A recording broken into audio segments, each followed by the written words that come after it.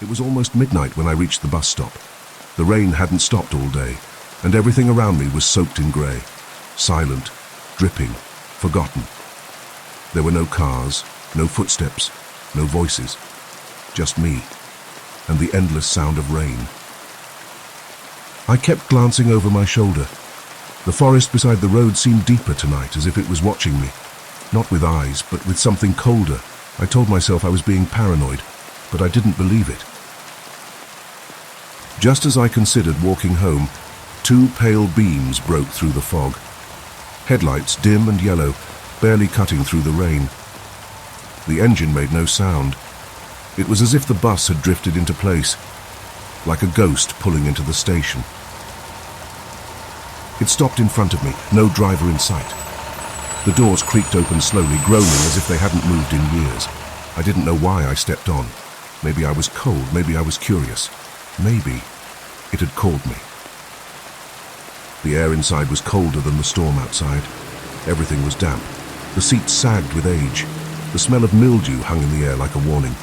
No one was there. But the moment I stepped in, the doors shut. Water leaked from the ceiling. Every drop echoed through the bus like a ticking clock counting something down. I leaned against the window, trying to see where we were headed. My breath fogged up the glass, and then right where I had exhaled, a handprint appeared, fresh, from the inside. I didn't move. I didn't notice her at first, just something, a shape, a suggestion. Hair hanging forward like curtains, still, like she'd always been there, watching. Something flickered in the rearview mirror, a movement, a shadow. But every time I turned to look, the seat was empty. Yet the reflection, it was never still. As the ride continued, the other passengers got off at small stops along the way, until it was just me and her. That's when I noticed something strange. She looked closer. Not much, just a few seats forward. But I hadn't seen her move, I didn't hear her move. I laughed it off, told myself I was being dramatic. But I couldn't shake the cold feeling crawling up my spine. Suddenly, the bus driver's voice broke the silence. Without turning around, he said, "Don't look back." I froze. "What?" I asked. "Don't look back," he repeated, louder this time. "Just keep facing forward. We're almost there."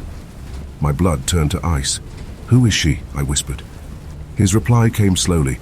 "She gets on every night, same stop, never talks, never pays, doesn't need to." I couldn't breathe. Then the lights flickered, and in that split second of darkness I felt her move. A breeze against my neck, like someone brushing past.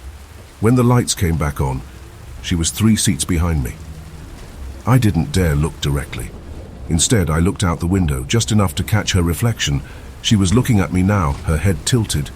Her mouth curled into a smile, but not a human one. It stretched far too wide, filled with sharp black teeth. The bus came to a sudden stop.